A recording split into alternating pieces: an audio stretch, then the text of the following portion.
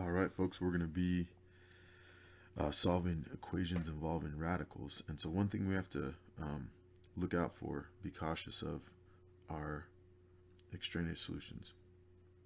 And so you always want to make sure that when you get your answers that you check for extraneous solutions and make sure that those solutions work, right?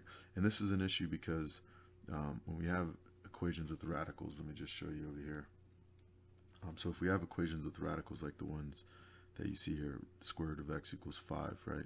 If I want to solve for x or get x by itself, I'll have to square both sides, right? And so if I square the square root, then I get the radicand, right? Get what's underneath. And if I square 5, I get 25, right? And that checks out, right? X equals 25. If I plug it back in, square root of 25 equals 5, right? Which satisfies the original equation that we had, all right? On the other hand, if I have the equation on the right, okay, the square root of x equals negative 5, if I square both sides, I get the same result as I had on the other side, right? The square of negative 5 is 25. But if I plug that back into the original equation, the square root of 25 does not equal negative 5, right? So that doesn't check out. And so that's why you might have extraneous solutions, because when you square both sides, you can end up with some issues, right? Because and we'll see this in a second here, but with even exponents,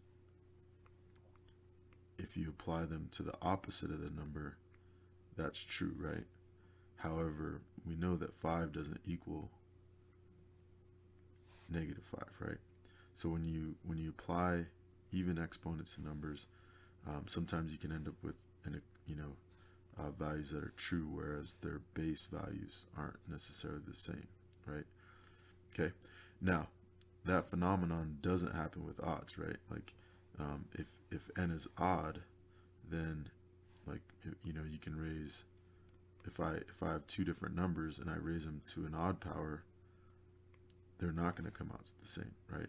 So the only way, if a equals b and you raise a and b to some power, they're going to be equivalent always, right?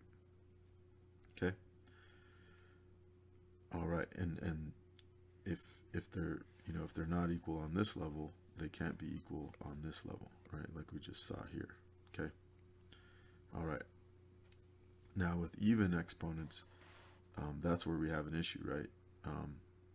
Just because a to some even power equals b to some even power does not mean that regular a equals regular b. Okay, so when we raise both sides of an equation to an even power, we have to be aware of extraneous solutions, right? Because we're gonna get some solutions, and we'll get